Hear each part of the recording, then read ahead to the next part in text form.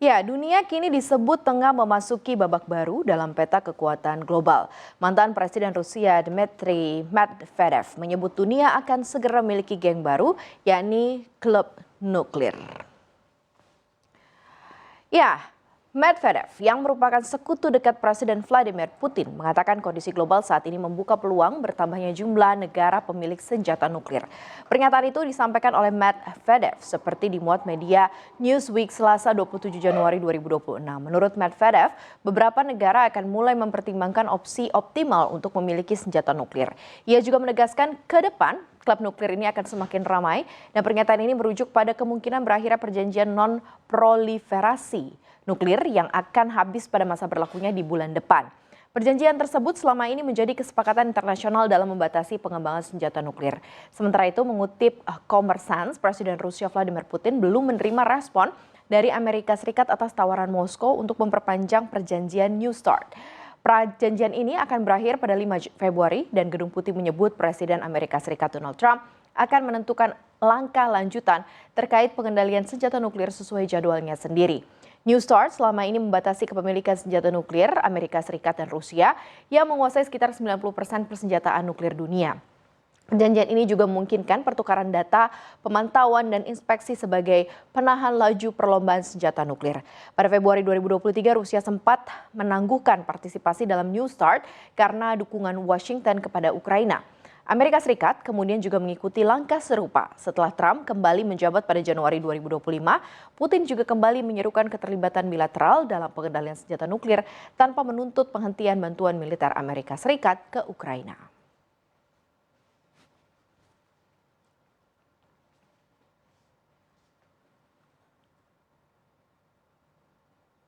Kita ke informasi selanjutnya, di mana ada aktivitas militer dari Rusia dan juga China yang kembali menjadi sorotan di Jepang. Kementerian Pertahanan Jepang melaporkan bahwa pengerahan kapal dan pesawat kedua negara di sekitar wilayah Jepang dalam beberapa hari terakhir, ini dalam pernyataan Kementerian Pertahanan Jepang, menyebut Rusia dan China sama-sama mengerahkan aset militer di perairan dan ruang udara sekitar Jepang.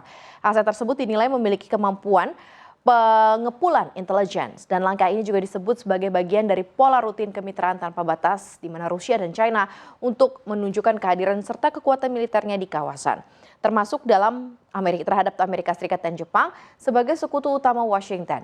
Pengerahan ini juga terjadi bersamaan dengan upaya Jepang memperkuat postur pertahanannya. Pemerintah menyebut juga lingkungan keamanan saat ini sebagai yang paling parah dan kompleks sejak era pasca perang. Kantor staf gabungan Kementerian Pertahanan Jepang juga melaporkan sebuah kapal mata-mata Rusia bernama Karelia memasuki Laut Jepang dari Laut China Timur melalui Selat Tsushima antara Minggu hingga Senin. Karelia terdeteksi pertama kali pada 7 Januari dan kemudian beroperasi di sekitar pulau-pulau terpencil di barat daya Jepang antara 12 hingga 24 Januari. Saat kapal tersebut bergerak menuju wilayah timur jauh Rusia, sebuah pesawat pengintai Rusia jenis Il-20 terdeteksi terbang di atas Laut Okhotsk di utara Hokkaido. Pesawat itu kemudian terbang ke arah selatan hingga mendekati perairan utara Honshu yang berdekatan dengan pangkalan udara Misawa. Pangkalan ini direncanakan akan diperkuat dengan pengerahan jet tempur siluman F-35A milik Amerika Serikat. Selain Rusia, Jepang juga mencatatkan pergerakan militer China. Sebuah kapal pengepul intelijen China CNS Beijing Sing melintasi Selat Miyako menuju Laut Filipina. Selama aktivitas tersebut, pasukan bela diri Jepang mengerahkan pesawat dan kapal untuk pemantauan dan pengawasan. Menteri Pertahanan Jepang Shinjiro Koizumi juga menegaskan Jepang akan menjaga kewaspadaan tertinggi terhadap aktivitas militer Rusia dan China di sekitar wilayahnya. Kedepan Rusia dan China diperkirakan akan terus meningkatkan aktivitas militernya. Seiring dengan penguatan kehadiran militer Amerika Serikat dan Jepang di kawasan Pasifik Barat.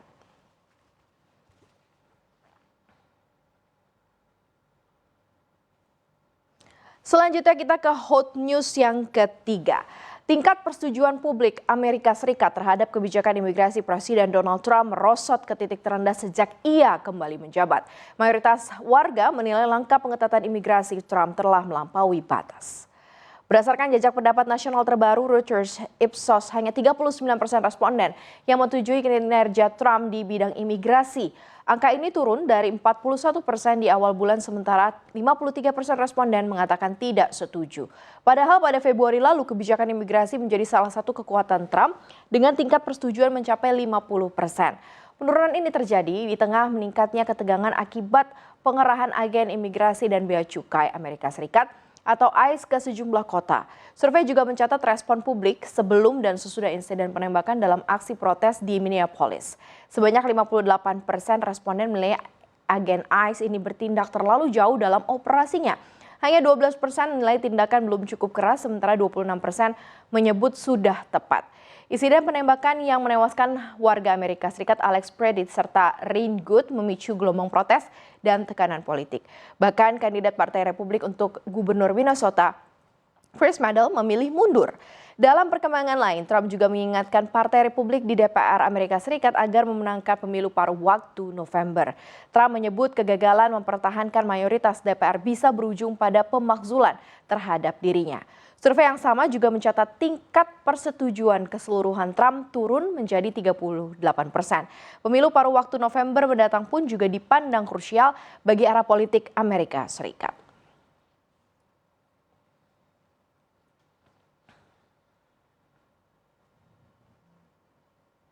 Dan kita ke hot news yang keempat, di mana informasi dari zona megatrust di Indonesia kini bertambah menjadi 14 titik. Perubahan ini tercantum dalam pembaruan peta sumber dan bahaya gempa Indonesia 2024. Peta terbaru menunjukkan potensi bahaya gempa yang lebih tinggi dibandingkan peta tahun 2017. Hal ini juga ditandai dengan semakin rapatnya kontur bahaya di sejumlah wilayah tanah air. Penambahan zona megatrust ini juga menjadi sorotan ahli gempa asal Jepang. Profesor Kosuke Heki dari Hokkaido University menilai karakter geologi Indonesia memiliki kemiripan dengan zona Nankai True yang aktif. Heki juga menyebut gempa besar bermagnitudo 8 di Jepang ini terjadi dalam interval 50 hingga 100 tahun. Meski waktu gempa sulit diprediksi, ia menekankan bahwa pentingnya pemantauan deformasi kerak bumi jangka panjang. Menurut Heki, pemantauan penggunaan Global Navigation Satellite System atau GNSS serta pengukuran geodesi dasar laut ini penting untuk membaca akumulasi tegangan di zona subduksi. Ia juga menyoroti adanya coupling antara seismik dan juga fenomena slow slip event yang berpotensi menjadi indikator awal gempa besar. Dalam peta terbaru zona megatrust Aceh Andaman tercatat memiliki potensi gempa terbesar dengan magnitudo maksimum 9,2, sementara megatrust Jawa berpotensi memicu gempa hingga magnitudo 9,1. Zona lain seperti Mentawai, Siberut, Mentawai, Pagai, dan Enggano masing-masing memiliki potensi gempa hingga magnitudo 8,9. BMKG sebelumnya juga menyoroti dua zona megatrust yang masih berada dalam kondisi seismic gap, yakni Selat Sunda dan Mentawai, Siberut. BMKG juga menegaskan istilah menunggu waktu bukan berarti gempa akan terjadi dalam waktu dekat, melainkan menggambarkan akumulasi energi yang masih tersimpan.